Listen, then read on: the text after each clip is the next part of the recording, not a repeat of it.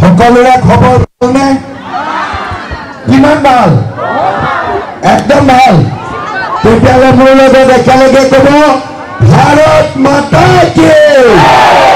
ভাৰত মাতা কি। নৰেন্দ্ৰ মোদী, জেপি নাড্ডা, অমিত শ্বাহ, দিলীপ কলিতা আমাৰ আজিৰ সভাত উপস্থিত। অকণমান আমাৰ আপোনালোক ইফালে ইফালে হৈ দিয়ক যাতে আমাৰ আৰু এইখিনিৰ ভিৰটো অলপমান পিছুৱাই দিয়ক, অকণমান পিছুৱাই দিয়ক, অকণমান পিছুৱাই দিয়ক। হয়, ঠিক আছে। আজিৰ সভাত আমাৰ মাজত ভাৰতীয় জনতা পাৰ্টিৰ অসম প্ৰদেশৰ সভাপতি, এই ফেনখন বন্ধ কৰি দিয়ক, বন্ধ কৰি দিয়ক, নহ'লে শব্দটো আহি থাকে। বঢ়িয়া। ভাৰতীয় জনতা পাৰ্টিৰ আমাৰ অসম প্ৰদেশৰ সভাপতি দিলীপ শইকীয়া ডাঙৰীয়া, আমাৰ সাংগঠনিক সম্পাদক ৰবীন্দ্ৰ ৰাজু ডাঙৰীয়া, আমাৰ মাজত উপস্থিত ৰঙিয়া সমষ্টিৰ বিধায়ক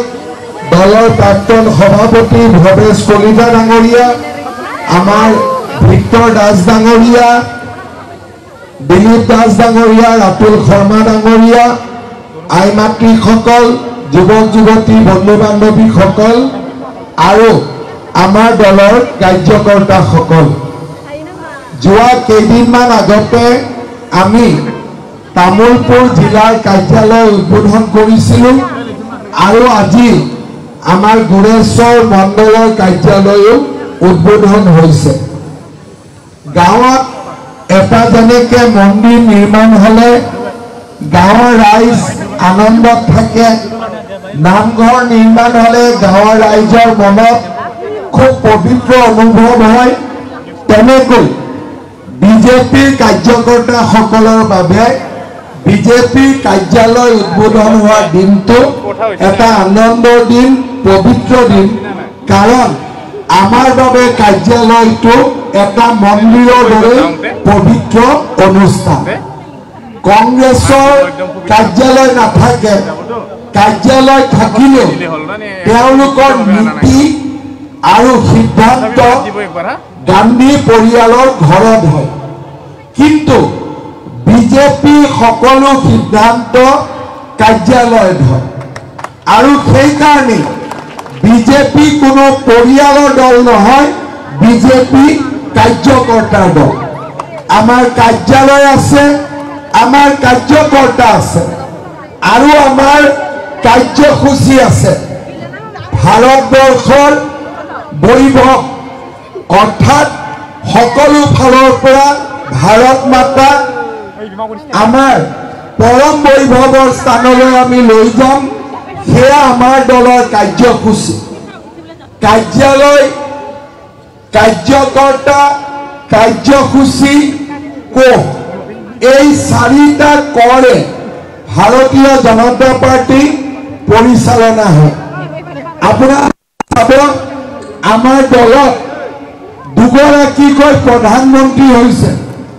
লালকৃষ্ণ আদৱানীৰ দৰে আমাৰ দলত নেতা আছিলে। আমাৰ দলত ডাঙৰ ডাঙৰ মনীষী দলৰ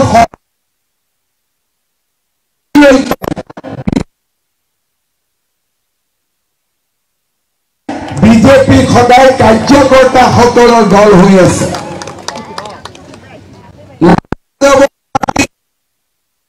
পকেটত অখিলেশ সিং যাদৱৰ পাৰ্টি, অখিলেশৰ পকেটত ৰাহুল গান্ধীৰ পাৰ্টি,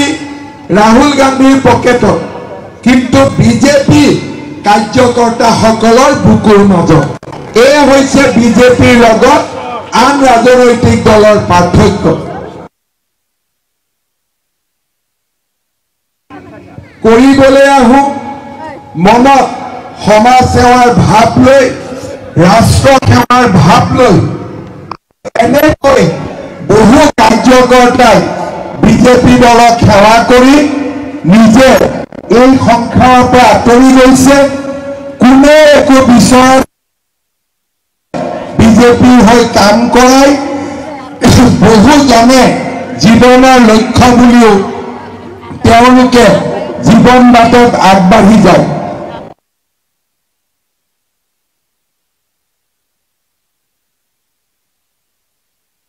আমাৰ বাবে এটা অতি মই ভৱেশ কলিতা ডাঙৰীয়া কাৰ্যালয়টো সম্পূৰ্ণ কৰাত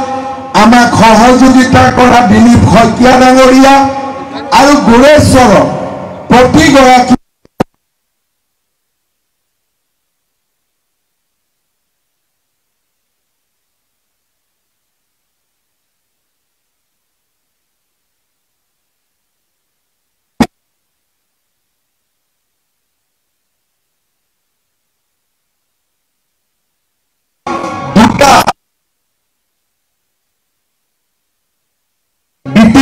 ইলেকশন আছে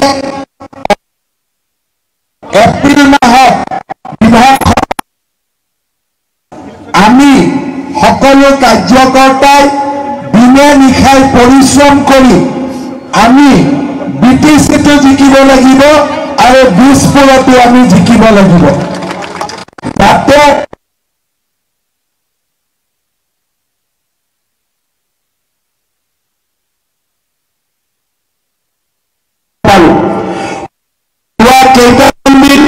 সভাপতি মহোদয়ৰ সৈতে মই তামোলপুৰ বাক্সা জালা কালি কোকৰাঝাৰ অহাকালি মই চিৰাঙলৈ যাম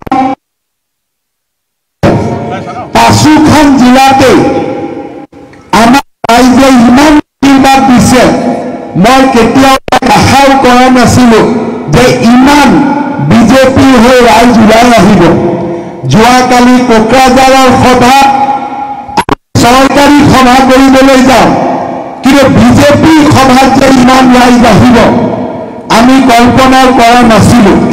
তামোলপুৰৰ মিটিঙত আপোনালোকে কৈছিলে কিমান আমাৰ দলৰ সভা হৈছিলে এতিয়া 21 তাৰিখৰ পিছত সমষ্টিটো আমি যাম আমি সভা সমিতি কৰিম বিটিসি নিৰ্বাচন সম্পৰ্কে আমি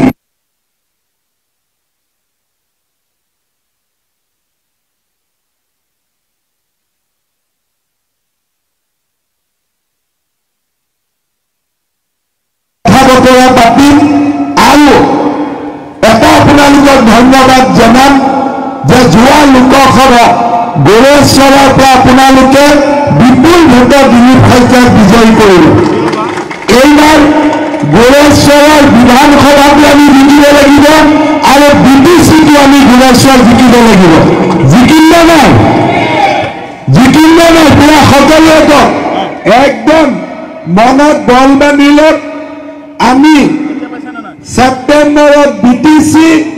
এপ্ৰিলত বিধানসভা আৰু প্ৰথমবাৰৰ বাবে